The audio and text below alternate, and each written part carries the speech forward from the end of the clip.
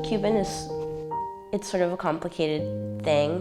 When I was younger, it was something that I really idealized and like looked up to. And I mean, it's still something that I'm so proud of and something that I think really makes me part of who I am. But when I was younger, it was harder to understand the more serious political aspects of it and more of the experience that my parents had there that wasn't positive. So like as a kid, the parts that really stuck with me were the music and the food and, the beaches that my dad talked about and Cuban ball players that we rooted for and stuff like that. But then as I got older and my dad's stories shifted because he could talk to me more about other things. It was more about sort of how silenced he felt there, and his dream, his entire life was to leave Cuba. He knew that he wasn't, his future wasn't there and that he would do anything he could to leave. And my mom the same. My mom said she would have never had kids if she had stayed in Cuba, which I don't know how true that would have been. I know that for them, a big part of leaving was the future that they were going to create for us, for whoever their kids would be one day. And so being Cuban, I had to shift my perspective on it as I grew up. When I was younger, it was something that I was so proud of, and it's still something I'm proud of, but it's something that it's kind of hard for me to identify so quickly when I haven't had the same negative experiences. I haven't had to I still ration food in Cuba. I didn't have to live through that. There was especially a time in the early 90s when it was really hard to come by food there, and a lot of people were starving, and that's not something that I experienced. Or, I live in the United States. I have freedom of speech, which is not something that is really an option there. So I know a big part of it for me as I grew up being Cuban, it shifted my perspective, and I had to be more grateful for all of the amazing things that I get because I am an American and because my parents came to this country. My dad's name is George. He was born in Cuba in 1968. My mom's name is Riza. She was also born in Cuba in 1973. They both immigrated to the United States in 1994, not together. They met here in the United States in Miami. When my dad first came to the U.S., he knew a little bit of English, but not much, nothing to succeed in a very serious professional setting. So part of his journey was really learning English, and my dad's completely fluent now. Once he left construction, he worked in banking, and then he finally worked in sales, and he's changed what he sells all of the time. But he's working and he's more financially stable now than when he started, and I think that was a big part for him of what coming to this country could be. Part of it was the freedom, but a big part of it was also economic opportunity. My dad's a big believer in accountability, and that you get yourself to where you want to be, and if you really want something and you really dream about something, you push yourself and you get there. And for him, coming to this country was that. He did everything he possibly could to leave, and he managed to do that, and he's here. So I look at it as not being afraid to dream big and not being afraid to push myself and shoot for shoot for the moon, because even if you miss, you'll land among the stars, that kind of thing. That's a really big thing for my parents. And another big part, a big part of it is your work ethic. Not being afraid to try new things and do new opportunities, because at the end of the day, I'm sure it was terrifying for them to leave everything they knew behind, their families, their language, their culture, things that they grew up loving for the beginning of their lives. But they did it, and they didn't let that fear stop them. So a big part of my journey here is to just not be afraid and, take every opportunity that I can.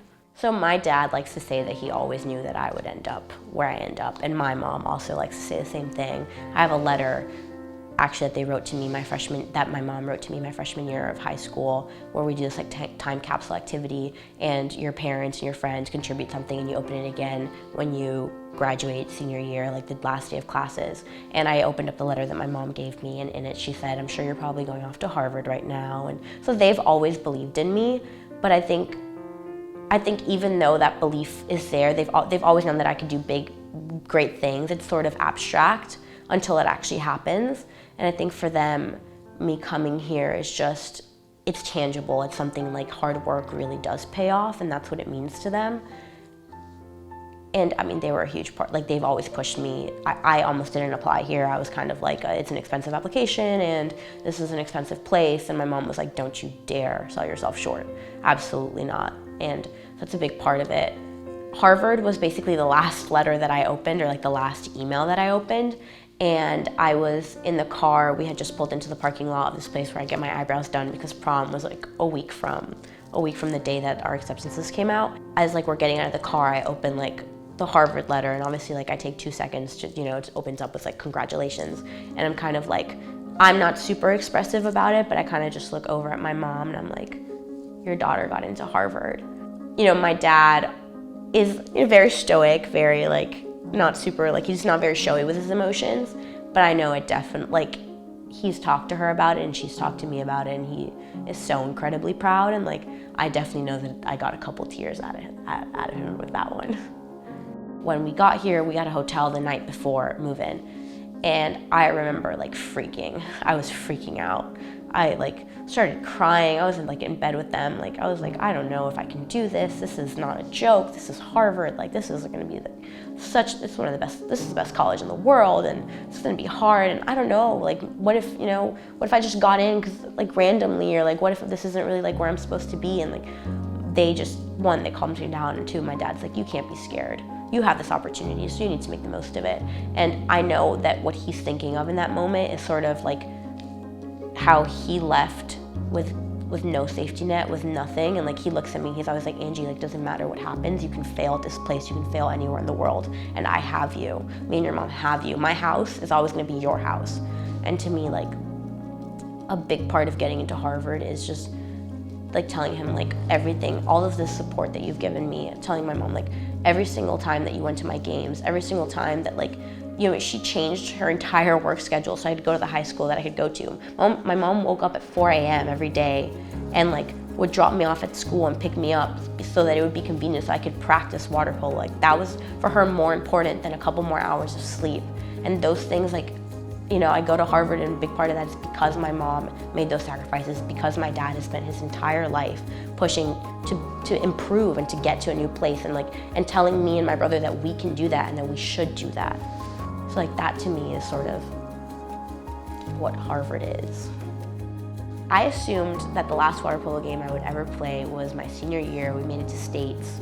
We sort of knew we weren't going to win that game because it was like a really good private school, FIA school actually, and we knew that we weren't going to win that game. So I was like, okay, this is going to be my last game of my water polo career. At this point, I know that I'm going to go to Harvard, and I know that Harvard has water polo, but it's D1 water polo. And I tell my club coach, and my club coach is like, I'm a big name, like I went to UCLA, I played on the US national team, let me email this coach. And I was like, I appreciate that, I'll take it. I mean, I don't think it's gonna pan out, but I'll take it. And Ted and Cassie got back to me, and I communicated a little bit with Cassie, and opening days rolls around, and Cassie and Ted are like walking into Dunster. And I recognized Ted because I had looked him up. I tell him, I'm like, yeah, like I'm thinking of like walking onto the rugby team, and he kind of looks at me, he's like, okay, like 2 sports, like, okay, yeah, like, he didn't blow me off, but it was, it wasn't like the warmest reception. And then I eventually quit after like 2 weeks on the rugby team, and I get an email from Ted basically saying like, hey, if you want to come try out, like come this day at like 6 a.m. or whatever. And I practiced that day, and Ted was like, okay, like come back tomorrow and like the next 2 days, and it's sort of like a tryout process. And I was like, okay, yeah, perfect. And I mean, I love water polo, and I really, really like was passionate about it in high school. And like when I first started here, I was so excited to even get to like practice with like D1 water polo players. So I was like, of course. And then the second day, I have a good practice, like whatever. Ted's like, I'll let you know by Wednesday. And then I think that was Sunday. And then Monday I get back from class, and I have a voicemail on my phone, and like I open up the voicemail, and it's like, hey, hi Angie, it's Ted. I just wanted to let you know that like we'd be interested if like you join the team, and like I can set you up with all the paperwork and all the stuff that you should do. I was so excited. I was so happy, and I immediately called my mom, because my mom, my dad was like, you got into Harvard, you don't ever need to play water polo again, like just have a good time. And my mom really wanted me to keep playing, because my mom went to every single water polo game I played in high school, and basically every practice, because she picked me up from them. So she really saw me and develop the love I had for the game. And so she was like, you have to play, like you have to take this opportunity. And I did. And I mean, I haven't really looked back. It's been an amazing opportunity. I've traveled so much with this team. I mean, whether it be like Lewisburg, Pennsylvania, or like Australia, I've seen a lot more of the world, and I am now like a world traveler thanks to this team. And I've met people that I don't think I would have ever met if it hadn't been for water polo. Like some of my best friends, like Fia is honestly one of my best friends, one of the people I'm like luckiest to have met, and I don't think Fia and I would have ever crossed paths if it hadn't been for water polo. So same, and I mean, Ted and Cassie are a great support system. The coaches are a great support system. The men's team are like honestly so great to like know them. So all those things are things to like, you know, an email that my club coach decided to send. Oh,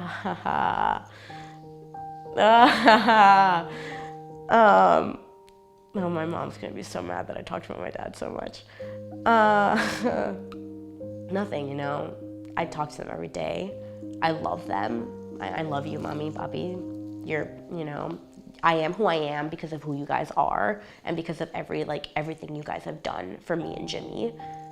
And